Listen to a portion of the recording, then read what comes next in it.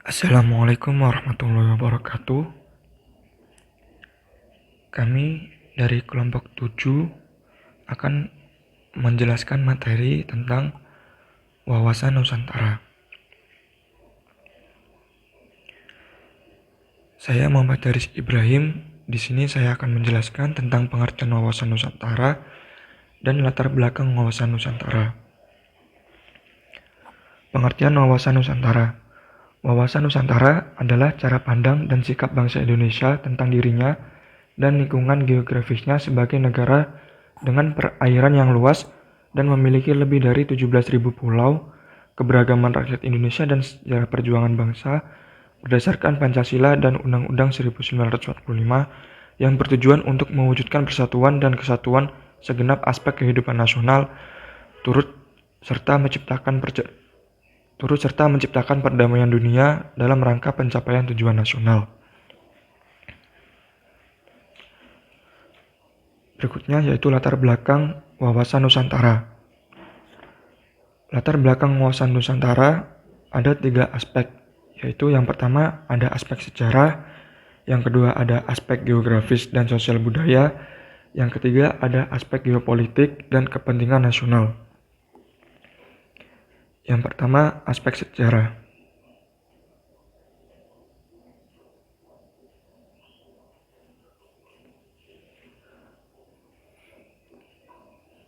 Wilayah Indonesia adalah wilayah bekas jajahan Belanda atau wilayah ex-Hindia Belanda. Wilayah Hindia Belanda yang berbentuk kepulauan merupakan wilayah yang terpisah-pisah oleh laut bebas. Bukti bahwa wilayah Hindia Belanda adalah terpisah-pisah dan bukan merupakan satu kesatuan adalah digunakannya ketentuan Ordonansi tahun 1939 bahwa laut teritorial Hindia Belanda adalah 3 mil. Dengan adanya Ordonansi tahun 1939 tersebut, laut atau perairan yang berada dalam wilayah yang lebih dari 3 mil di luar teritorial menjadi lautan bebas dan berlaku sebagai perairan internasional.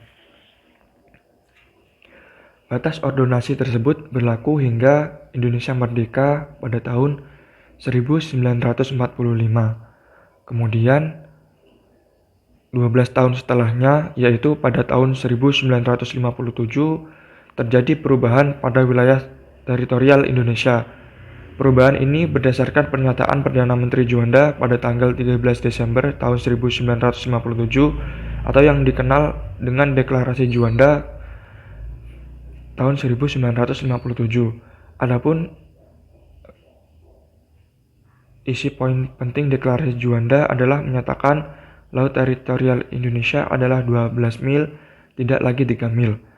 Selanjutnya, pada tahun 1969, Indonesia mengeluarkan deklarasi tentang kontinen Indonesia.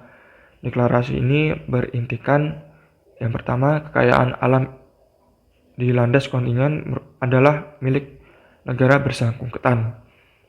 Yang kedua, batas landas kontinen yang terletak di antara dua negara adalah garis tengahnya.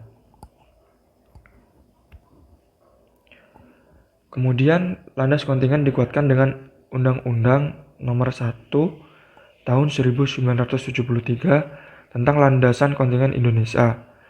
Selanjutnya, pada tahun 1980, pemerintah Indonesia mengeluarkan pengumuman tentang Zone Ekonomi Eksklusif atau ZEE Indonesia.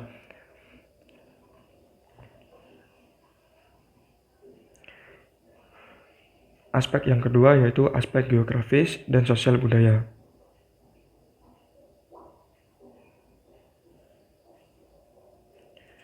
Berdasarkan aspek geografis dan sosial budaya, Indonesia adalah negara yang unik, heterogenitas, dan pluralis. Keunikan negara Indonesia dari berbagai sisi, baik geografis wilayahnya yang terdiri banyak pulau dan dihuni oleh masyarakat yang beragam, sehingga setiap wilayah di Indonesia memiliki budaya yang beragam dan masing-masing wilayah memiliki keunikan tersendiri. Keunikan wilayah heterogenitas bangsa Indonesia tersebut antara lain, yang pertama, Indonesia bercirikan negara kepulauan dengan jumlah kurang lebih sekitar 17.466 pulau. Luas wilayah sebesar 5.180.053 km persegi dengan rincian daratan seluas 1.922.570 km persegi dan lautan seluas 3.257.483 km persegi. Kemudian jarak utara ke selatan sejauh kurang lebih 1.888 km dan jarak timur ke barat kurang lebih sejauh 5.110 km. Kemudian Indonesia terletak pada garis khatulistiwa. Yang keenam, Indonesia berada pada iklim tropis dengan 2 musim. Yang ketujuh, Indonesia menjadi pertemuan 2 jalur pergunungan.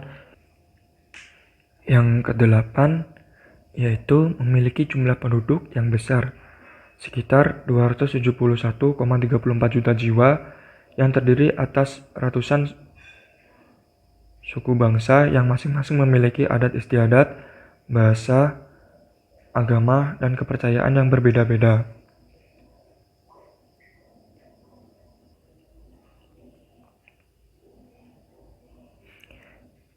Yang ketiga, yaitu aspek geopolitik dan kepentingan nasional.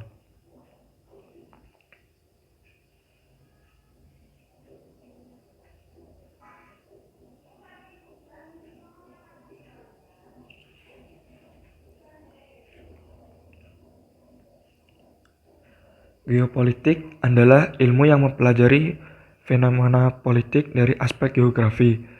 Politik suatu negara dipengaruhi oleh keadaan geografis negara bersangkutan. Geopolitik memaparkan dasar pertimbangan dari aspek geografi dalam menentukan kebijakan nasional untuk mewujudkan suatu tujuan. Prinsip geopolitik suatu negara dapat menjadi dasar bagi perkembangan wawasan nasional bangsa itu. Di Indonesia, orang yang pertama memberikan penjelasan tentang geopolitik dan mengaitkannya dengan bangsa Indonesia adalah Insinyur Soekarno pada pidatonya di hadapan sidang BPUPKI pada tanggal 1 Juni tahun 1945. Inti dari pidato Insinyur Soekarno bahwa geopolitik bangsa Indonesia adalah satu kesatuan wilayah dari Sabang sampai Merauke yang terletak antara 2 samudra dan 2 benua. Dan salah satu kepentingan nasional Indonesia adalah bagaimana menjadikan bangsa dan wilayah negara Indonesia senantiasa satu dan utuh. Kepentingan nasional itu merupakan turunan lanjut dari cita-cita nasional, tujuan nasional, dan visi nasional. Selanjutnya adalah hakikat wawasan Nusantara. Hakikat wawasan Nusantara pada dasarnya adalah keutuhan bangsa dan kesatuan wilayah nasional. Secara luas yaitu sebagai sebuah cara pandang yang selalu utuh menyeluruh dalam lingkup Nusantara demi kepentingan nasional. Hal ini merujuk pada rumusan dalam GBHN. Di dalam GBHN disebutkan bahwa wawasan Nusantara diwujudkan dengan menyatakan Kepulauan Nusantara sebagai satu kesatuan politik, Kepulauan Nusantara sebagai satu kesatuan ekonomi, Kepulauan Nusantara sebagai satu kesatuan sosial budaya, dan Kepulauan Nusantara sebagai satu kesatuan pertahanan keamanan. Ini mengindikasikan persatuan dan kesatuan bangsa Indonesia dapat diwujudkan bila semua unsur tersebut dapat diimplementasikan secara tepat. Ajaran dasar wawasan Nusantara. Ada 2 landasan yang mengenai dasar wawasan Nusantara. Yang pertama adalah landasan idil, yaitu Pancasila. Pancasila diakui sebagai ideologi dan dasar negara yang dirumuskan dalam pembukaan UUD 1945 yang telah mencerminkan nilai-nilai keseimbangan, keserasian, keselarasan, persatuan dan kesatuan, kekeluargaan, kebersamaan, dan kearifan dalam membina kehidupan nasional. Yang kedua adalah landasan konstitusional, yaitu UUD 1945. UUD 1945 merupakan konstitusi dasar yang menjadi pedoman pokok dalam kehidupan masyarakat, berbangsa, dan bernegara. Selanjutnya adalah unsur dasar konsep wawasan Nusantara.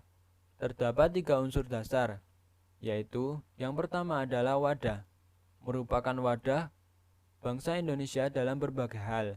Indonesia memiliki organisasi yang mewadahi kegiatan kewarganegaraan, infrastruktur politik. Selain itu, untuk bermasyarakat, Indonesia memiliki berbagai lembaga dalam wujud infrastruktur politik.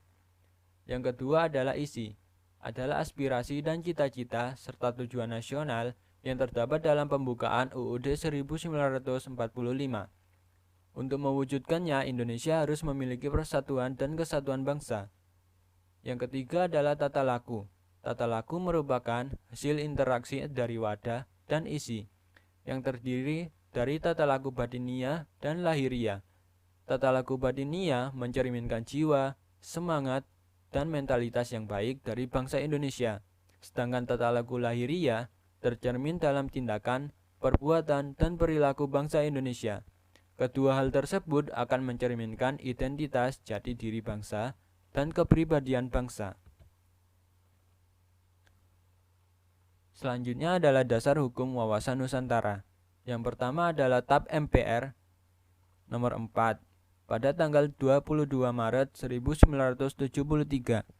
Dibentuk dengan salah satu pertimbangannya yaitu untuk memberikan gambaran terhadap masa depan yang diinginkan dan dapat diwujudkan secara bertahap dalam mewujudkan cita-cita bangsa Indonesia.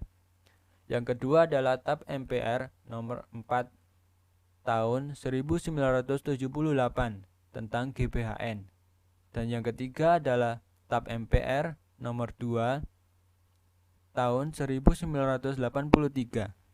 Berisi mengenai pola dasar pembangunan nasional yang mencakup tujuan pembangunan nasional, landasan pembangunan nasional, asas-asas pembangunan negara, modal dasar, dan faktor pembangunan dan wawasan Nusantara. Kedudukan wawasan Nusantara. Kedudukan wawasan Nusantara sebagai salah satu konsepsi ketatanegaraan Republik Indonesia. Dalam paradigma nasional, kedudukan wawasan Nusantara adalah sebagai berikut. Pancasila sebagai falsafah, ideologi bangsa dan dasar negara berkedudukan sebagai landasan ideal.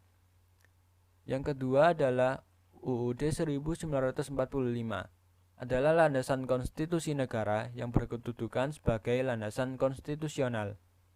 Dan yang ketiga yaitu wawasan Nusantara sebagai visi nasional yang berkedudukan sebagai landasan visional. Yang keempat adalah ketahanan nasional sebagai konsepsi nasional yang berkedudukan sebagai landasan konsepsional. Yang kelima adalah GBHN sebagai politik dan strategi nasional atau sebagai kebijakan dasar nasional yang berkedudukan sebagai landasan operasional. Fungsi wawasan Nusantara. Wawasan Nusantara berperan sebagai pedoman, motivasi, dorongan dalam memastikan semua kebijakan, ketentuan, dan tindakan. Hal ini berguna untuk penyelenggaraan negara baik di pusat, daerah, atau bagi semua rakyat Indonesia dalam kehidupan masyarakat. Fungsi wawasan Nusantara menurut para ahli dibedakan dalam beberapa pandangan. Berikut merupakan beberapa fungsi wawasan Nusantara menurut para ahli.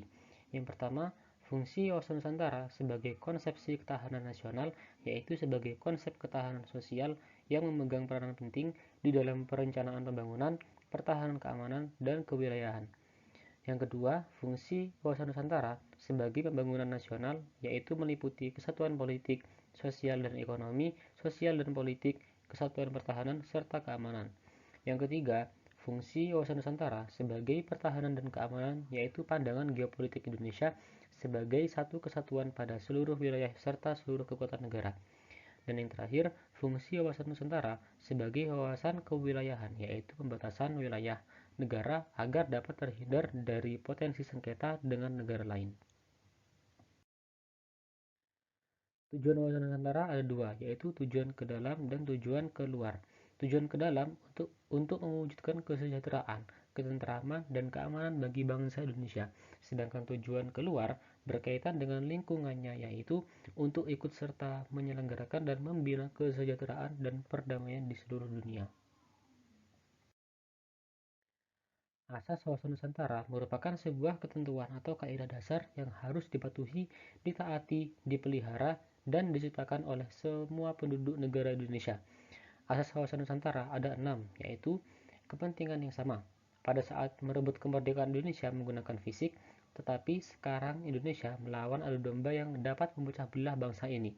Meskipun bentuk masalah yang dihadapi berbeda, tetapi Indonesia tetap sama untuk memperoleh rasa aman dan menjaga keutuhan bangsa Indonesia. Yang kedua, yaitu keadilan. Semua masyarakat memiliki hak yang sama untuk mendapatkan keadilan dalam segala aspek. Yang ketiga, kejujuran. Rasa berani untuk berbicara dan bertindak sesuai fakta walaupun realita tidak cukup enak untuk dirasakan, tetapi demi terciptanya kebenaran, kejujuran tersebut tentu butuh dilakukan. Yang keempat, solidaritas. Solidaritas merupakan bentuk peduli sesama demi kepentingan yang sama tanpa meninggalkan ciri dan karakter budayanya masing-masing. Yang kelima, kerjasama. Asas kerjasama berhubungan dengan adanya koordinasi dan saling pengertian agar terciptanya efektivitas untuk mencapai tujuan bersama. Dan yang keenam, kesetiaan. Kesetiaan terhadap segala kesepakatan ini sangatlah penting dan menjadi tonggak utama terciptanya persatuan dan kesatuan negara. Peranan wawasan Nusantara yaitu mewujudkan serta memelihara persatuan dan kesatuan yang serasi dan selaras dengan segenap aspek kehidupan nasional, menumbuhkan rasa tanggung jawab atas pemanfaatan lingkungan, memperluas hubungan internasional dalam upaya ikut melaksanakan ketertiban dunia, dan yang terakhir, menegakkan kekuasaan guna melindungi kepentingan nasional. Kepentingan nasional menjadi dasar hubungan antar bangsa. Wajah wawasan Nusantara. Dalam hubungan itu dapat dikatakan bahwa geopolitik Indonesia hanya satu, yaitu wawasan Nusantara. Tetapi wajahnya lebih dari satu, yaitu ada 4, meliputi yang pertama, wajah wawasan Nusantara sebagai wawasan nasional yang melandasi konsepsi ketahanan nasional. Yang kedua, wajah wawasan Nusantara sebagai wawasan pembangunan nasional. Yang ketiga, wajah wawasan Nusantara sebagai wawasan pertahanan dan keamanan. Yang keempat, wajah wawasan Nusantara sebagai wawasan kewilayahan. Sasaran implementasi dan perwujudan wawasan Nusantara. Untuk cara pandang dan visi Indonesia, implementasi wawasan Nusantara harus menjadi pola berpikir untuk menghadapi masalahan yang menyangkut bermasyarakat, berbangsa, dan bernegara, yang berorientasi pada kepentingan rakyat dan wilayah tanah air secara utuh dan menyeluruh di berbagai bidang. Yang pertama, bidang politik, menciptakan iklim penyelenggaraan negara yang sehat dan dinamis. Yang kedua, bidang ekonomi, menciptakan tatanan ekonomi yang benar-benar menjamin pemenuhan dan peningkatan kesejahteraan dan kemakmuran rakyat secara adil dan merata. Yang ketiga, bidang sosial budaya, menciptakan sikap batiniah dan lahiriah yang mengakui dan menerima serta menghormati segala bentuk perbedaan. Yang keempat, dalam bidang pertahanan dan keamanan, menumbuhkan kesadaran cinta tanah air dan bangsa yang lebih lanjut akan membentuk sikap bela negara pada setiap warga negara Indonesia. Penerapan atau implementasi wawasan Nusantara.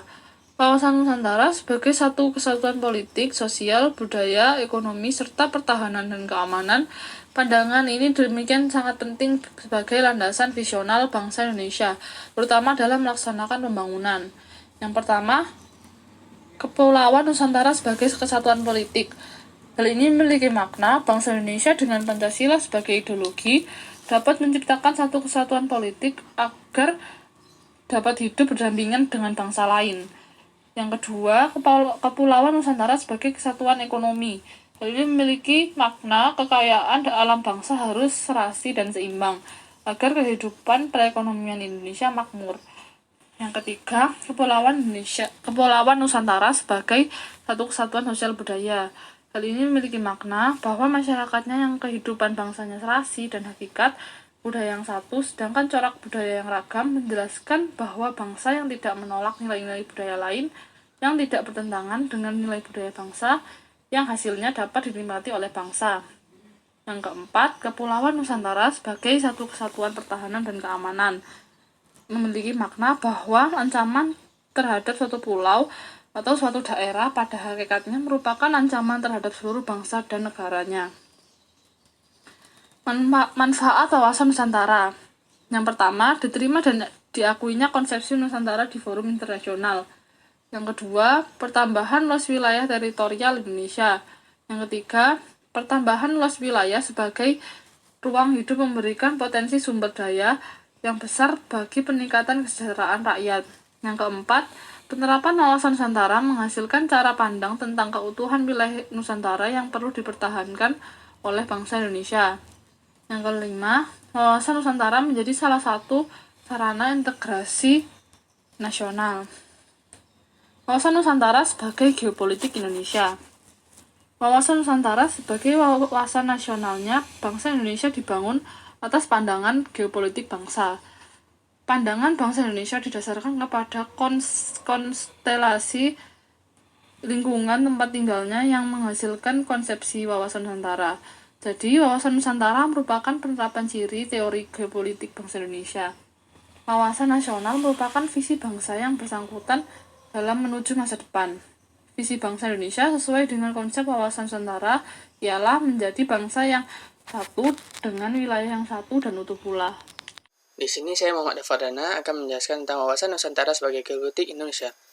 Wawasan Nusantara sebagai wawasan nasional bangsa Indonesia dibangun atas pandangan geopolitik bangsa. Wawasan nasional merupakan visi bangsa yang bersangkutan dalam menuju bangsa masa depan. Visi bangsa Indonesia sesuai dengan konsep wawasan Nusantara adalah menjadi bangsa yang satu dengan wilayah yang satu dan utuh pula. Lalu ada geopolitik. Kata geopolitik berasal dari kata geo dan politik. Geo berarti bumi dan politik itu dari bahasa Yunani yaitu politeia yang berarti kesatu. Jika kita artikan secara umum, geopolitik adalah hubungan antara politik dan teritori dalam skala lokal atau internasional. Lalu ada pandangan ahli tentang geopolitik. Pertama itu ada dari Friedrich Ritzel. Ada beberapa pokok-pokok dari Friedrich sebagai berikut. Dalam hal-hal tertentu, pertumbuhan negara dapat dianalogikan dengan pertumbuhan organisme. 2. Negara suatu ruang ditempati kelompok politik. Makin luas potensi tersebut, makin besar kemungkinan kelompok politik itu tumbuh. 3. Suatu bangsa dalam mempertahankan kelangsungan hidupnya tidak lepas dari hukum alam. Ada pandangan kedua itu dari Rudolf Kellen. Kellen ada beberapa pokok ajarannya, itu negara merupakan suatu sistem politik yang meliputi bidang-bidang seperti berikut: geopolitik, ekonomi politik, demopolitik, sosial politik, dan kratopolitik. 2. Negara tidak harus bergantung pada sumber pembekalan luar. Negara merupakan suatu biologis, suatu organisme hidup yang memiliki intelektual. Lalu ada pandangan dari Karl Hofer. Hofer menganut teori atau pandangan dari Kellen, yaitu pertama, kehausan imperium daratan yang kompak akan dapat mengejar kekuasaan imperium maritim untuk menguasai penguasaan laut. 2. Beberapa negara besar di dunia akan timbul dan akan menguasai Eropa, Afrika, Asia Barat, serta Jepang di Asia Timur. 4. Yaitu dari Nicholas J. Spikeman. Ajaran ini menghasilkan teori yang dinamakan teori daerah batas atau rimland, yaitu wawasan kombinasi yang menggabungkan kekuatan darat, laut, dan udara. Lalu ada teori kekuasaan dan geopolitik Indonesia.